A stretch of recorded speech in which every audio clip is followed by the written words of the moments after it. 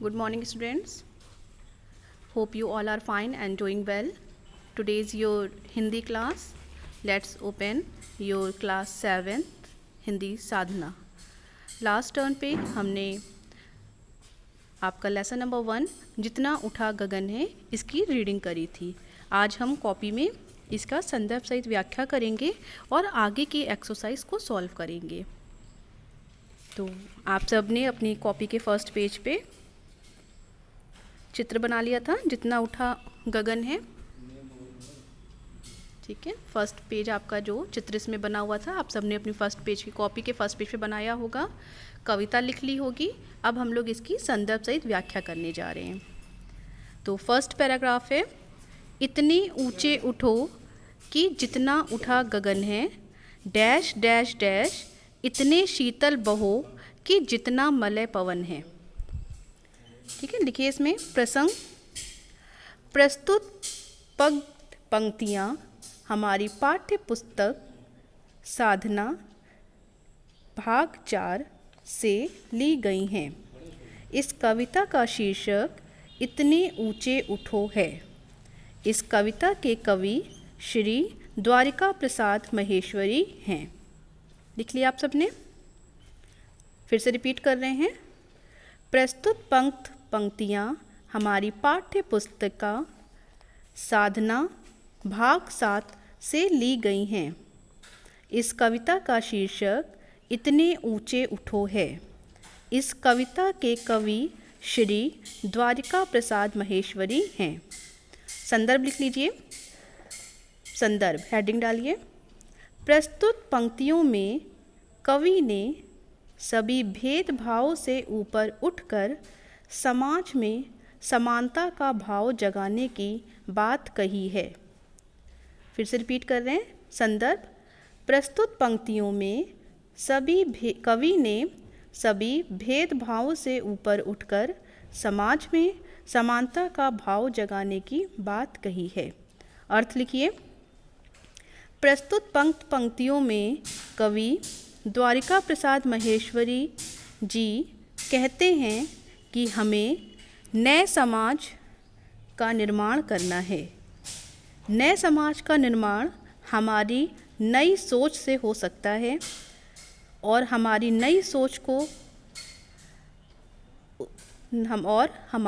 सोच को उत्पन्न करने के लिए हमें जाति, धर्म, रंग, द्वेष आदि जैसे सामाजिक बुराइयों और भेदभाव से ऊपर उठकर सभी को समानता की दृष्टि से देखना चाहिए.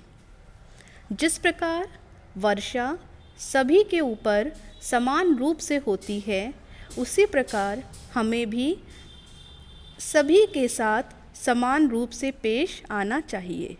हमें नफ़रत की आग को समाप्त कर समाज में मल्य पर्वत से आने वाली हवा की तरह शीतलता और शांति लाने का प्रयास करना चाहिए.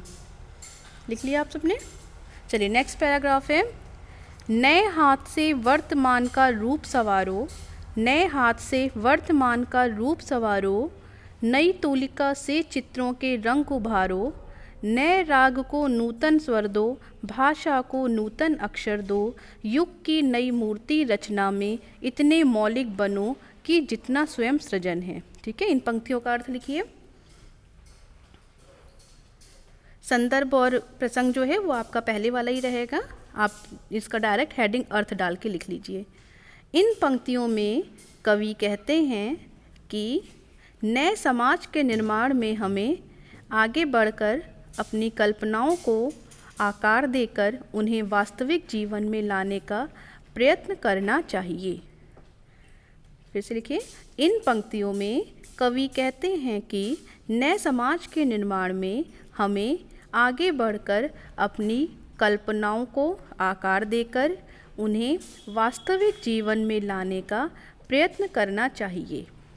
जिस प्रकार कोई कलाकार अपनी कूची से अपने चित्रों में रंग भरता है और जिस प्रकार संगीतकार अपने नए राग में स्वरों को पिरोता है, उसी प्रकार हमें भी अपने समाज को नया रूप देने के लिए सृजनात्मक बनना होगा और सृजन को हमें अपने अंदर मौलिक रूप से ग्रहण करना होगा। सृजन का अर्थ हम लोग ने लास्ट क्लास में भी डिस्कस किया था। सृजन का मतलब होता है नई नई चीज़ें बनाना। तो हर इंसान को क्रिएटिव होना चाहिए और वो नई नई चीज़ें बनाते रहना चाहिए, नए नए विचार अपने उत्पन्न करते रहना चाहिए। नेक्स्ट आइए थर्ड पैराग्राफ। लो अतीत से उतना ही जितना पोषक है, जीर्ण शीर्ण का मोह मृत्यु का ही द्योतक है। तोड़ो बंधन रुके न चिंतर, गति जीवन का सत्य चिरंतन। धारा के शाश्वत प्रवाह में इतने गरिमे बनो कि जितना परिवर्तन है। ठीक है, यहाँ तक लिख लीजिए थर्ड पैराग्राफ। लो जीवन से उतना ही जितना पोषक है, जीर्ण शीर्ण का मोह मृत्यु का ही द्योतक है। तोड़ो बंधन रुके न चिंतर, गति जीवन का सत्य चिरंतन।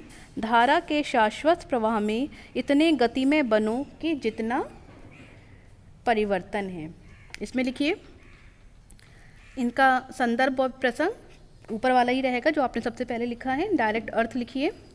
कवि कहते हैं कि हमें अपने अतीत में हुई बुरी घटनाओं को छोड़कर केवल अच्छी बातों को ग्रहण करना चाहिए। आप लोग से भी कई बार हम लोगों ने क्लास में भी कहा है कि पुराने, ठीक है आपके मार्क्स कम आए हैं, आपका रिजल्ट अच्छा नहीं आया, लेकिन उसके बाद भी अब आप पीछे जो हो गया आप उसको बदल नहीं सकते। आप अपने आगे आने वाले समय को बदल सकते हैं, तो आपको अपने आगे आने वाले समय के अनुसार कार्य करना चाहिए। देखिए इसमें कवि कहते हैं कि हमें अपने अतीत से हुई बुरी घटनाओं को छोड़कर केवल अच्छी बातों को ग्रहण करना चाहिए। ये अच्छी यादें या घटनाएं ही हमारे भविष्य निर्माण में हमारे काम आएंगी, जबकि बुरी घटनाएं हमें सदैव पीछे की ओर ही खींचेंगी। इनसे हमारा विकास अवरुद्ध होगा। कवि कहते हैं कि जिस तरह परिवर्तन सदैव होता रहता है, उसी प्रकार हमें भी सभी बंधनों को तोड़कर आगे बढ़ते रहना है, क्योंकि यही जीवन है। आगे लिखिए फोर्थ पैराग्राफ। चाह रहे हम इस धरती को स्वर्ग बनाना, चाह रहे हम इस धरती को स्वर्ग बनाना।